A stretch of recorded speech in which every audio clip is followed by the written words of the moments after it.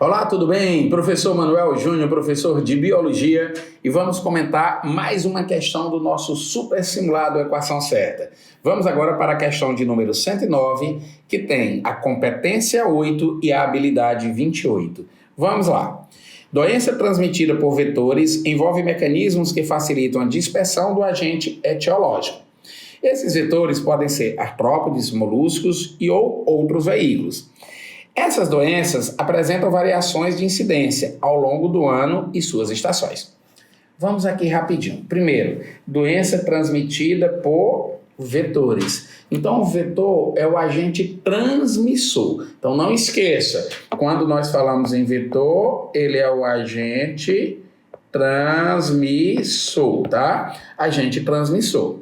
Aí ele diz, envolve mecanismos que facilitam a dispersão, esse agente pode ser artrópodos. Entre os artrópodos, os principais são quem? Os insetos, transmissores de doença. As arboviroses, por exemplo, né? Um dos exemplos.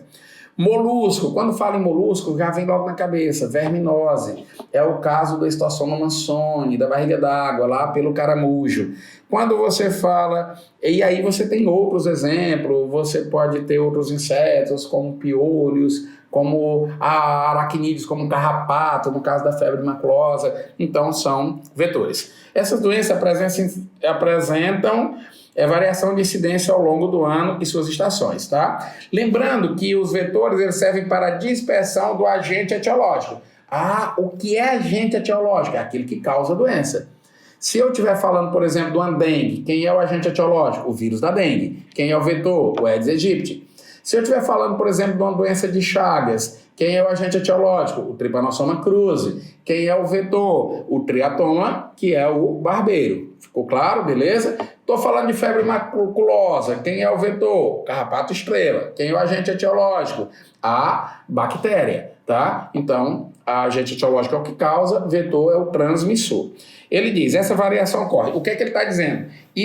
Apresenta variações de incidência ao longo do ano e suas estações. Gente, nós estamos vivendo um momento agora que é um exemplo claro disso. Nós temos aumentado verticalmente o número de casos de dengue no Brasil. Claro que isso é uma consequência multifatorial, mas um dos fatores relevantes é exatamente o momento da estação climática que nós estamos vivendo.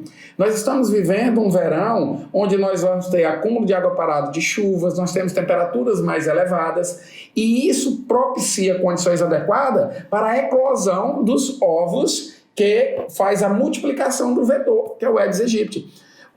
A fêmea de um Aedes aegypti, quando ela faz a postura de ovos, esses ovos eles podem permanecer no ambiente por meses, até de um ano para o outro.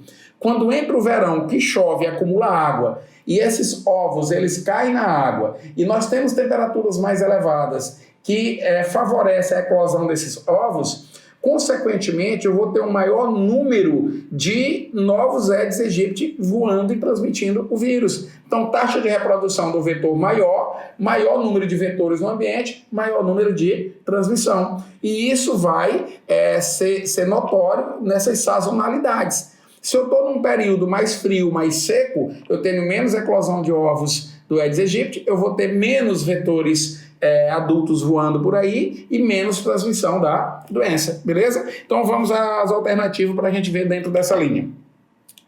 Doenças são compatíveis com os padrões de migração. Não, ele está falando de uma questão de vetores, então elas são compatíveis com a quantidade de vetores no ambiente.